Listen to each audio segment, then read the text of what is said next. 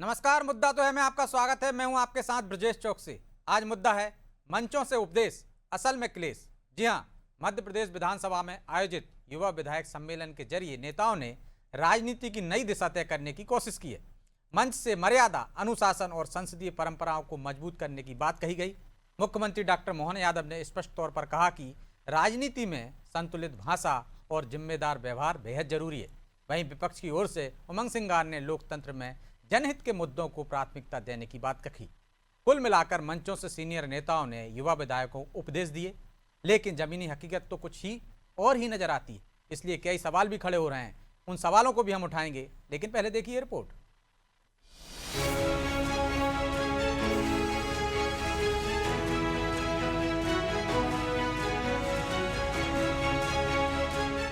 मंचों से दी जा रही नसीहत, जमीन पर होती जमकर सियासत। युवा विधायक सम्मेलन के मंच से सियासत के बड़े बड़े उसूल गढ़े जा रहे हैं। नसीहतों की बौछार है।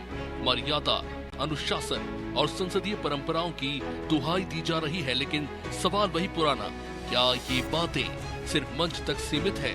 सीएम डॉक्टर मोहन यादव ने साफ कहा कि राजनीति में मर्यादा और अनुशासन अनिवार्य है, लेकिन हकीकत ये है कि इसी सदन में औकात जैसे शब्द भी गूंजते हैं जो लोकतंत्र की गरिमा पर सवाल खड़े करते हैं। पहली बात तो टिकट मिली बड़ी मुश्किल से, और टिकट मिली लौटाना भी पड़ी।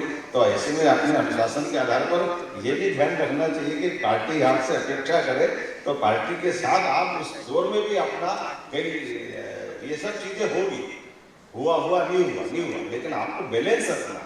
आप यही आपकी परीक्षा लेंगे जब आपके साथ कोई निर्णय है मौके में। अब भगवान राम तो इसलिए तो राम राज्य के कारण से जाना जाता है कि कहाँ उनको सिंहासन मिल रहा था और कहाँ वनवास मिल गए। इधर विपक्ष भी पीछे नहीं। नेता प्रतिपक्ष उमंग सिंगार ने लोकतंत्र की मजबूती और जनता के मुद्दों की बात की।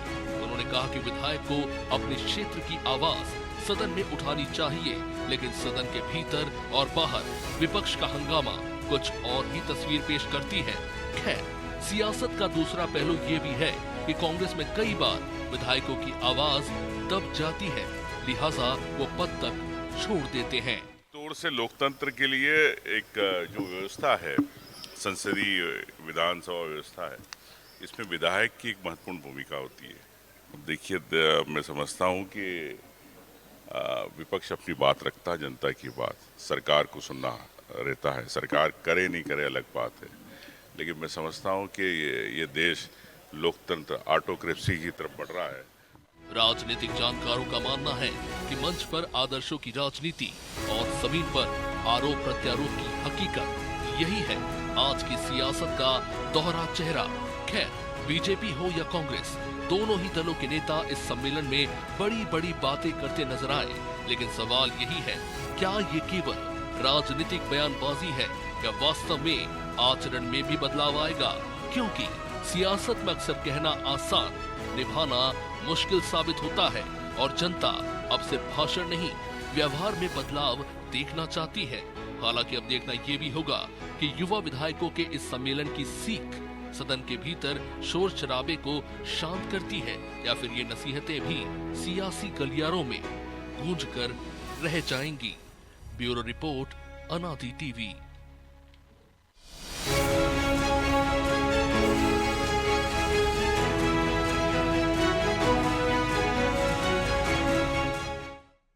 इस मुद्दे पर चर्चा शुरू करें उससे पहले वो सवाल जो जरूरी है।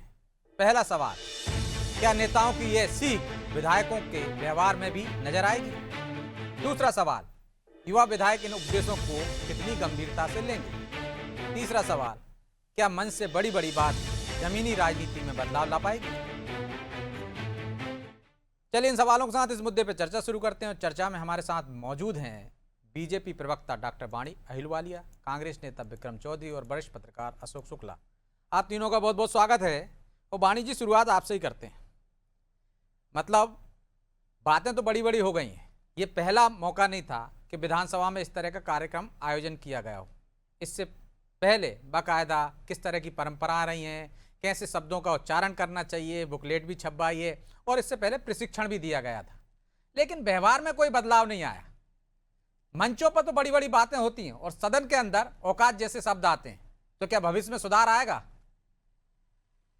मैं सबसे पहले तो श्रोताओं को नमस्कार करती हूँ, महावीर जयंती की शुभकामनाएं देती हूँ, और अशोक जी, ब्रिजेश जी और विक्रम जी, आप सबको भी प्रणाम करती हूँ।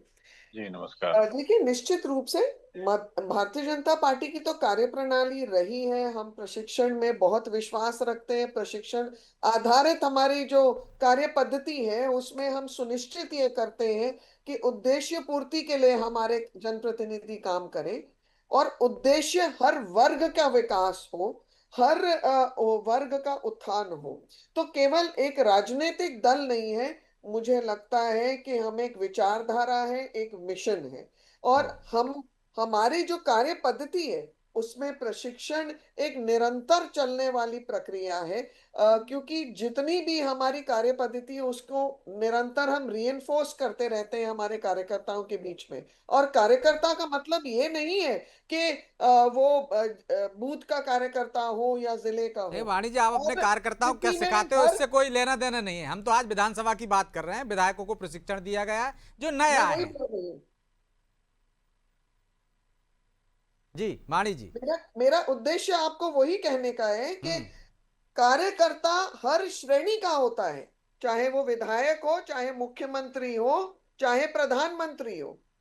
मूल रूप से भारतीय जनता पार्टी का हर वो कार्य पद्धति को संभालने वाला जो एक हमारी विचारधारा की जीवंत इकाई है, वो हमारा कार्यकर्ता है। और वो समाज के साथ, समाज के लिए समर्पित होता है, उसकी कार्य विस्तार के लिए समर्पित होता है। क्योंकि हमारे जनप्रतिनिधि, उनको हम निरंतर ये बताते हैं, उनको निरंतर ये कार्य विस्तार के साथ साथ ये भी हम अनुभव कराते हैं कि विनम्रता, सेवा भाव, समर्पण, अनुशासन, मर्यादा, ये कुछ मूल उनके कर्तव्य हैं जिसका पालन होना चाहिए। और विकास में हम चाहते हैं कि जनप्रतिनिधि और जनता ये भागीदारी हो दोनों की। इसलिए आप जो एक कार्यशाला देखिए बोल वाणी रहे जी, हैं, एक छोटा सा आप सवाल और है विमर्शशाला मेरा। बोल रहे हैं अच्छी उसको। बात है, आप ये सिखाते हैं उनको, नए विधायकों को, लेकिन सत्र छोटे होंगे, सदन के अंदर चर्चा नहीं होगी,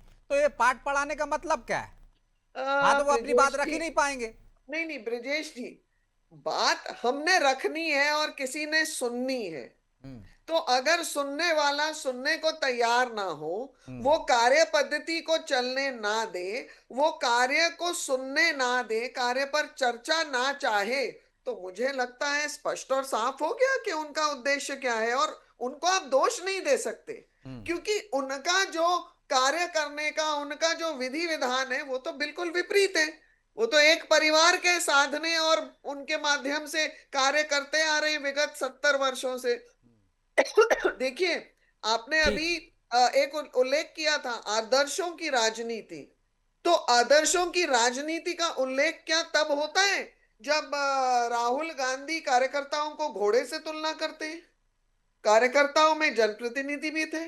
या फिर तब होता है, आप उसको तब स्पष्ट करेंगे कि उद्देश्य पूर्ति हो गई, आदर्शों की राजनीति है, जब Phool Singh Baraiya rape is equal to तीर्थ यात्रा कहकर बोलते हैं और उन्हें मंच साझा करने के लिए राहुल गांधी बिठाते हैं अपने साथ।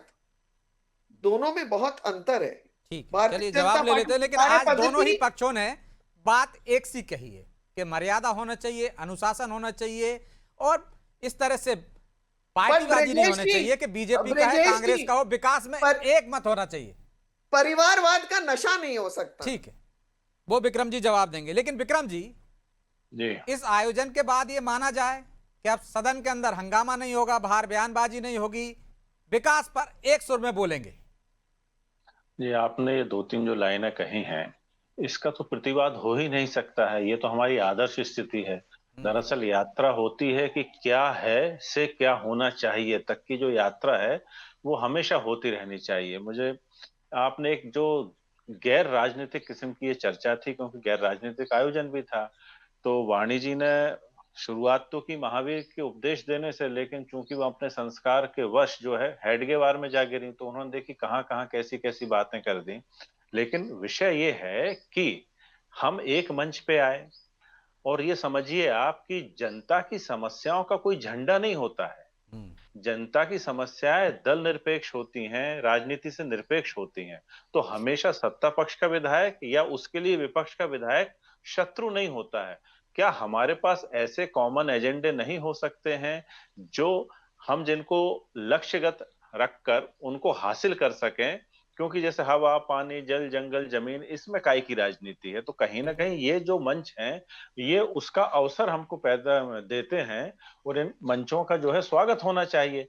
अब मैं इस लेकिन होना अवसर चाहिए ना को विक्रम जी, पहले भी इस तरह के मंच सजे हैं, लेकिन हाँ, तो असल मैं में कुछ नहीं होता ना, इसका दुख होता है। नहीं, आज नहीं, बातें यही दोनों तो पक्षों ने अच्छी की हैं। नहीं, मैं यही तो आपसे कह रहा हूं कि ब्रजेश जी, आप मैं एक प्रश्न बार पूछना बार चाहती आ रहा हूं मैं, बार वाणी बार जी जो आऊंगा, बात पूरी हो जाने बार दीजिए प्लीज। आप जिस शब्द को बार बार कह रहे हैं ना, चाहिए क्या है, इस बात का सभी को दुख है, सभी को मलाल है। आपने भी जैसा कहा कि सत्र छोटे हैं, बात नहीं रख पाते हैं, लेकिन सत्र बड़े होने चाहिए। लेकिन बड़े सत्रों में कैसा आचरण होना चाहिए सत्ता पक्ष और विपक्ष का, और युवा विधायकों पे इसलिए फोकस होना चाहिए कि इनमें ज्यादा जूझने की क्षमता रहती है। ये 2 बार 3 बार चुन के आने की इनकी संभावनाएं ज्यादा रहती हैं। यदि इस तरीके के कार्यक्रम से इनमें संस्कार और राजनीतिक संस्कार अच्छे आ जाएं, और ये कम से कम दोनों दल के विधायक, देखिए मैं इस एक बहुत अच्छी चर्चा को दलगत आक्षेप लगा के खराब नहीं करना चाहता हूं। मैं ये चाहता हूं कि दोनों पक्षों के जो युवा विधायक हैं, क्योंकि भविष्य संभावना उनमें निहित है, यदि वो ये समझ जाएं कि कम से कम हम उन समस्याओं पर तो एक सुर, एक राय और हम कदम हो सके जिन समस्याओं का कोई राजनीतिक झंडा नहीं होता है। ठीक है, एक हमारी वैचारिक आग्रह उनका भी है, हमारा भी है, उसके हिसाब से हम शासन करना चाहते हैं, उस विचारधारा की स्थापना करना चाहते हैं। वहां टकराव बहुत लाजमी है, बहुत स्वाभाविक है। लेकिन क्या वो समस्याओं पे भी हम लड़ रहे हैं? जैसे अभी लोकसभा में हमने देखा कि कुछ ऐसे मुद्दे हैं, जैसे मिनिमम बैलेंस काट लिया जाता है, टिकटों का रिफंड का मामला है, कई जगह समोसे बहुत महंगे हैं। कुछ ऐसी बातें हैं जिन पर राजनीतिक संभव ही नहीं होती है। तो क्या राजनीतिक दल और खासतौर पर युवा विधायक वहां एक मत होकर ऐसी बातें नहीं उठा सकते और एक दूसरे का सहयोग नहीं कर सकते? बिल्कुल, तो हमने मैं वही देखा भी है आपसे कह रहा विक्रम हूं। जी, कई बार सदन में सत्ता हाँ, पक्ष का विधायक जो मामला उठाता है, विपक्ष पूरा शांत हो जाता है, विपक्ष का कोई हाँ। विधायक उठाता है तो सत्ता पक्ष के लोग समर्थन कर देते हैं।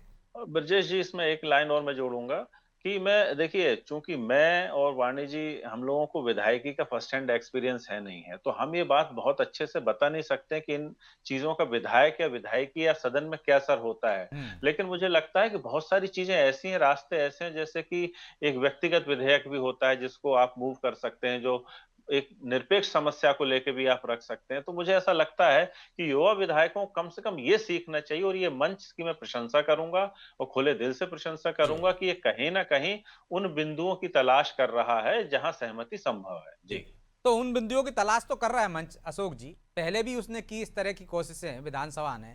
लेकिन क्या आपको लगता है कि ये उपदेश से जो विधायक हैं उनके व्यवहार में बदलाव आएगा, सदन में अब चर्चा होगी और वो गंभीरता से लेंगे इसको?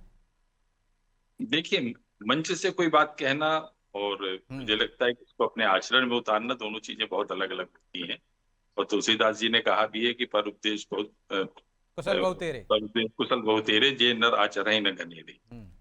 खैर ये ठीक है, अगर आप विधायकों को, जो नए विधायक हैं, उनको आप आदर्श आचरण में को सिखाना चाहते हैं, उनको ढालना चाहते हैं, तो सबसे पहले तो आप सत्र लंबा कीजिए, विधानसभा के सत्र चलने दीजिए, आप वहां पे हंगामा ना हो, वो कार्यवाही को देखें। इसके पहले गिरीश गौतम जी थे, तो उन्होंने बहुत सारे हमारे आदि शब्दों को जो है हटा दिया था, वहां पे विधानसभा की कार्रवाई चलाए। लेकिन उसके बाद में क्या इस पे कोई अंकुश लगा, कोई रोक लगी क्या? और नए विधायक उद्दंडता नहीं करते हैं, इस बात को भी ध्यान रखना होगा। विधानसभा में ज्यादा मुखर वो होते हैं जो वहां काफी समय से होते हैं, जो पुराने विधायक होते हैं। तो सबसे पहले तो पार्टी का जो शीर्ष नेतृत्व है उसको अपने आचरण में सुधार करना होगा।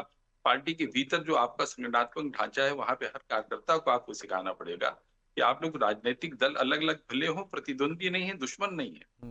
अभी होता क्या है राजनीति में, जहां प्रतिद्वंदिता आती है वहां सारी मर्यादाएं तार तार हो जाती हैं, और इसके चलते भाषाई मर्यादा जिस तरह से देश में गिरी है, वो तो बहुत ही चिंताजनक है। ये एक अच्छी पहल है, लेकिन ये पहल केवल भाषणों तक सीमित ना हो, मंचों तक सीमित ना हो, ये आचरण में भी दिखे, इसकी आवश्यकता है। लेकिन आपको लगता है, मैंने पहले भी कहा आपसे कि पहले भी इस तरह के मंच सजे हैं, जो आपने भी गौतम जी की बात की, बाकायदा एक बुकलेट छापी थी कि किस तरह से आचार संहिता का पालन करें, सदन के अंदर किन शब्दों का प्रयोग करें, किन का नहीं करें। इसी के बाद तो हमने देखा है कि औकात जैसे शब्द आ गए। नहीं, देखिए, दोनों दल एक दूसरे को औकात बोध कराने की कोशिश करते हैं। सत्ता पक्ष अपनी औकात दिखाता है, विपक्ष भी अपनी औकात दिखाता है, वो सदन चलने नहीं देता है, वो अपने एजेंडे लेकर आता है, इनके अपने एजेंडे होते हैं। तो वही तो मैं आपसे कह रहा हूँ कि जहां पे प्रतिद्वंदिता होगी वहां पे भाषाई मर्यादा गिरेगी। ये ठीक है, ये कहा जाता है कि विपक्ष जो है सकारात्मक भूमिका निभाए, लेकिन साथ में सरकार का भी आचरण जो है बड़े भाई जैसा होना चाहिए। लेकिन क्या ऐसा होता है क्या? और जब तक ये नहीं होगा, जब तक ये प्रतिद्वंदी के रूप में जो है सदन के भीतर होंगे या सदन के बाहर होंगे, तब तक इनकी भाषाई मर्यादा इसी तरह की रहेगी। आप चाहे कितने भी मंच सजा लीजिए, वो प्रतिद्वंदिता का जो द्वेष है वो कम नहीं होता है। तो वाणी जी, कितने भी मंच सजा लीजिए, जब तक आप बड़े भाई की भूमिका में नहीं आएगा सत्ता पक्ष, तब तक ज्यादा बदलाव होने वाला नहीं है। मंच से नसीहतें गूंजती रहेंगी, असल में कुछ नहीं होगा। बट ब्रिजेश जी, क्या आप ये नहीं सोचते हैं कि बड़े भाई तो अपना मर्यादा के दायरे में रहे, परंतु छोटे भाई को भी अनुशासन में रहना सीखना चाहिए और उन्हें भी एक मुझे लगता है एग्जाम्पल सेट करना चाहिए। विक्रम जी ने बहुत अच्छी सार्थक बातें कही, सकारात्मक चर्चा की, पर मैं विक्रम जी आपसे ये पूछना चाह रही हूँ, एआई समिट था, आपने ये कहा कि कुछ मुद्दे हमारे लिए कॉमन एजेंडाज हैं, देश के लिए, जनता के लिए, युवाओं के लिए। एआई समिट एक प्रभावी ऐसा एजेंडा था देश के युवाओं के लिए। उधर आपके पार्टी के नेतृत्व में जिसने भी प्रोत्साहन दिया होगा कि युवा मोर्चा के कार्यकर्ता वहां जाकर टॉपलेस हो गए और एक बहुत अश्लील हरकत करते हुए उन्होंने देश की बदनामी की है, देश की को लज्जित किया है। और उसी के ऊपर फिर राहुल गांधी जी बाद में उन्होंने बड़े गर्व के साथ कहा कि मैंने तो हमारे युवा मोर्चा ने वहां जाकर देखिए कैसे छक्के छुड़ाए। तो आपको अगर प्रदर्शन करना था तो उस वक्त मुझे लगता है प्रदर्शन तो आप कहीं भी बाहर कर सकते, वही क्यों? तो बात ये आती है, या तो आप सहमत नहीं है, अपने पार्टी के कुछ कृत्य हो रहे हैं उनसे सहमत नहीं है, या फिर ये जो परिवारवाद का नशा है और अंधभक्तों की जो जुलूस निकलते हैं, इस पर कहीं अंकुश नहीं लगा पा रहे। ठीक है, तो विक्रम जी, ये डबल स्टैंडर्ड क्यों? मंच से बहुत अच्छी बातें और इस तरह से आंदोलन करना, एआई समिट उसका उदाहरण है। तो आपको भी व्यवहार में बदलाव लाना पड़ेगा ना, क्योंकि ताली दोनों हाथ से बजती है, एक तरफ से नहीं। शुक्ला जी ने कहा है और ये बात बिल्कुल स्थापित है और डिबेटेबल नहीं है कि राजनीतिक वातावरण और राजनीतिक सद्भावना की स्थापना करने की सारी जिम्मेदारी सत्ता पक्ष की होती है। तो पहले इस पे बात की जाए। दूसरी बात यह है कि हम अभी सदन के भीतर जो सामंजस्य स्थापित होना चाहिए उसकी बात कर रहे हैं। मैदानी राजनीति की अपनी सीमाएं और अपनी स्वतंत्रताएं दोनों होती हैं।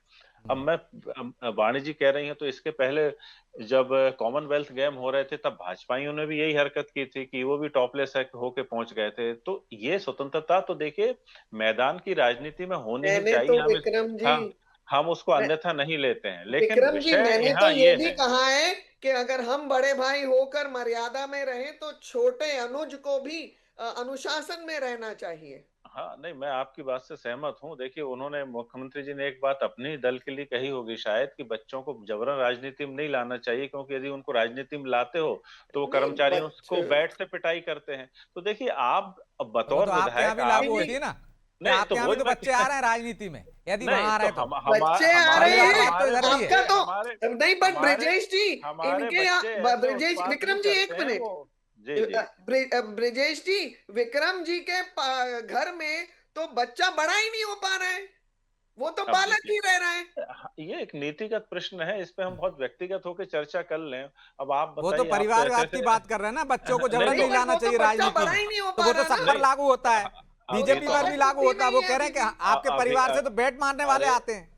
आप मुझे बताइए कि 75 साल का आदमी विदेश नीति के नाम पे खी खी खो खो करे, तो आप मुझे बताइए ऐसा बड़ा होने का भी क्या लाभ होता है? तो देखिए, मैं ये नहीं चाहता कि हम इस विदेश विषय नीति को के नाते विक्रम जी, इस तरफ चले जाएं। मैं ये कह रहा हूं आपसे कि क्यों नहीं आप और हम, देखिए इस बार, अभी देखिए, हमें कोई विचारधारा स्थापित नहीं करना है इस डिबेट में। हमको इस बात की स्थापना करनी है, क्या हमारे विधायक सत्ता के हों विपक्ष के हों, क्या वो कॉमन मिनिमम एजेंडा तलाश नहीं कर सकते? क्या ये उनकी चुनौती नहीं होनी चाहिए कि सिर्फ सदन में जाएं और चिल्लाएं, चाहे वो सत्ता पक्ष के हों चाहे विपक्ष के हों? लेकिन क्या विक्रम जी, दोनों आपने एक बात कही है कि पहली जिम्मेदारी सत्ता पक्ष की होती है, ऑब्वियस आप किसकी होगी? उदंड करते रहेंगे तो सत्ता पक्ष क्या करेगा? नहीं, आप मुझे बताइए कि ठीक है, आप डिबेट संचालन कर रहे हैं, डिबेट कितनी अच्छी हो सकती है इसकी जिम्मेदारी 50% आपकी, बाकी हम लोगों की है। लेकिन सत्ता पक्ष विश्वास में कितना लेता है, मुझे बताइए आप। अभी हमारा देश एक गंभीर संकट से गुजर रहा है, मैं एक आपको उदाहरण देके बता रहा हूँ।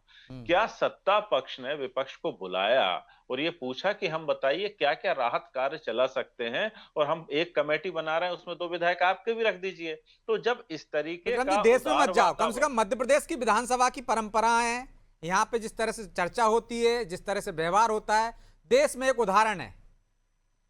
नहीं, तो कम से आप कम मध्य मुझे ये प्रदेश की तो बताएं। बात कर ही नहीं, सकते हैं, अपना मैं घर तो आपकी दुरुस्त कर ही सकते हैं। आपकी बात से मैं बिल्कुल सहमत हूं, लेकिन मुझे बताइए क्या सदन के बाहर, और जब सदन नहीं चल रहा है तब सत्ता पक्ष का मुझको एक आप ऐसा आचरण बताइए, या एक ऐसा मूवमेंट या एक ऐसा प्रोग्राम बताइए जब उसने विपक्ष को विश्वास में लेने का प्रयास किया हो। मुझे बताइए, है कि नहीं? नहीं है होता। जी वाणी जी, आपके जवाब मुख- दीजिए, आप विश्वास आपके में ही नहीं लेते। मुख्यमंत्री ने चर्चा ब्रिजेश करने जी, के लिए एक कॉमन मिनिमम प्रोग्राम बनेगा तो दोनों की चर्चा जरूरी है ना। पर ब्रिजेश जी, अभी विक्रम जी ने कुछ एक स्पर्श किया एक विषय के ऊपर कि अभी बहुत एक विचलित करने वाला समय चल रहा है। तो बाकी के देशों में विपक्ष किस प्रकार काम कर रहा है? क्या वो सत्ता को, सत्ता दल पार्टी को प्रोत्साहन नहीं दे रहा अपने देश के लिए जो नीतिगत निर्णय ले रहे हैं? यहाँ पर तो हमारा विपक्ष डिस्कशंस में पार्टिसिपेट ही नहीं करता। विक्रम जी, राहुल गांधी की अटेंडेंस ट्रम्प के खिलाफ 80 लाख लोग सड़क पर उतरे हैं। थी। देखिए जो मैडम, बात एवरेज यह है कि आपने मेंबर ऑफ बुलाया क्या? पार्लियामेंट की अटेंडेंस नहीं, होती है नहीं, वो 67% है। आपने और जितनी एक जॉइंट मुद्दे पे पार्लियामेंट्री कमेटी नहीं, मीटिंग्स होती है उसमें मैं- वो जाते ही नहीं है। नहीं नहीं, मुझे जवाब देने दीजिए। मध्य प्रदेश के संदर्भ में मैं कह रहा हूं कि जब आपके मुख्यमंत्री आपने महोदय शुरू ने किया था विक्रम नहीं, जी वो, हाँ, इसलिए मैं उसको टच कर रही हूँ। ठीक, आपकी आप ही ही ने बात कर खुद रहा हूँ। शुरू किया। मैं आप ही की बात को आगे बढ़ा रहा हूं कि मैं ये कह रहा हूं कि जब मुख्यमंत्री महोदय ने ओबीसी आरक्षण पर हमारे दल के नेताओं को बुलाया तो हमारे नेता गए, निसंकोच गए। गए कि नहीं गए? आप दूसरे मुद्दों पे कब बुलाएंगे हमको? यदि हम, आप सदन के बाहर भी तो ये एक्सरसाइज कीजिए कि उदारता दिखाइए, सौजन्यता दिखाइए, कि बुलाइए ना विपक्ष को। फिर जब विपक्ष ना बैठे तब आप आरोप लगाइए। आप ऐसा कभी नहीं करते हैं, ये रिकॉर्ड है आपका। सिर्फ जो सर्वदलीय बैठक है वो सत्र शुरू होने के पहले करते हैं। अभी जैसे सत्र शुरू नहीं होना है, एक विपरीत परिस्थिति है। मैंने एक डिबेट में कहा था कि साहब, आप जो लाडली बहना के लिए आप जो पैसा देते हैं उसमें आप एक काम करिए कि इंडक्शन चूल्हा बांट दीजिए, वो भी लगभग उतने का ही आता है। उससे कितना फर्क पड़ेगा, कितना कितना हमको राहत मिलेगी, एलपीजी पे जिन निर्भरता महिलाओं को कितनी लेना कम होगा होगी। ले लेंगी 1500 रुपए में, नहीं लेना होगा जबरन क्यों दिया जाए एक कंपनी को। लेकिन शुक्ला जी, हम फिर हमारा मूल विचार सब्जेक्ट पे आ जाते हैं। हम विचार सिर्फ हमारा मंचों ये से है। बयानबाजी हो गई है, बदलाव कैसे होगा, क्या करना चाहिए? नहीं, देखिए, बदलाव तो जो नई पीढ़ी के आ रहे हैं वो कम उपद्रवी हैं। जैसे अभी बात चल रही थी ना कि जो नेताओं के बच्चे आ रहे हैं, आप उनका आचरण देखिए। जैसे जयवर्धन सिंह है, आप उनका आचरण देखिए। विक्रम सिंह है, हर्ष सिंह के रामपुर के विधायक थे, उनके। तो जो नई पीढ़ी के बच्चे आ रहे हैं, जो इसमें आ रहे हैं, राजनीति में आ रहे हैं, वो विधायक चुन के आ रहे हैं। अभी जैसे आपने जो जिक्र किया ना कि युवा जो विधायक आ रहे हैं या जो पहली बार विधायक बने, वो हंगामा नहीं कर रहे हैं। वो लेकिन हंगामा इनको देख करने के के लिए- सीख तो रहे हैं ना, तो देख रहे हैं कि उनके नहीं, बड़े वो- नेता वो- कैसे वो- कर रहे हैं, वो कैसे विवश- शब्दों का वो प्रयोग विवश कर रहे होते हैं। वो विवश होते हैं। वो विवश होते हैं जब शीर्ष नेतृत्व को देखते हैं कि शीर्ष नेतृत्व जो है किस तरह से हमलावर है, तो उसी का वो अनुसरण करते हैं, क्योंकि पार्टी के हैं। अब जब एक पार्टी ये कहती है कि हमको कांग्रेस मुक्त भारत बनाना है, तब आप क्या अपेक्षा करते हैं दूसरे दल से? जब आप उससे मुक्त होने के लिए आप जो है प्रयासरत हैं, तो फिर आपका ये जो देश होता है कि सहयोग करें, जनता की बात करें, जनता के मुद्दों को उठाएं। आप तो अपने मुद्दों को लेकर जो है राजनीति कर रहे हैं। सबके अपने अपने एजेंडे हैं, फिर एजेंडों के बीच में टकराहट होती है। फिर जब वो तो बात टकराहट तो यही होती है ना कि कुछ जगह पे तो एजेंडे ताक पर रख दीजिए, सब कुछ मुद्दों पर एक हो जाइए। लेकिन अभी तो मंचों पर ही एकता की बात की जा रही है, आगे क्या होगा ये तो आने वाला समय बताएगा। फिलहाल हमारे पास समय नहीं है, इसलिए माफी चाहता हूं, चर्चा को यहीं विराम देना होगा। आप तीनों का बहुत बहुत धन्यवाद। तो मंचों से उपदेश बहुत अच्छे हो गए, लेकिन ये पहली बार भी नहीं है, बार बार इस तरह के उपदेश दिए जाते हैं। लेकिन हम सदन के अंदर देखते हैं हंगामा है, बाहर राजनीति होती है। बाहर राजनीति कीजिए, लेकिन कुछ जगह तो कम से कम ऐसी होनी चाहिए जहाँ सियासत ना हो, जनता के मुद्दों पर बात हो, सब एकजुट होकर विकास की बात करें।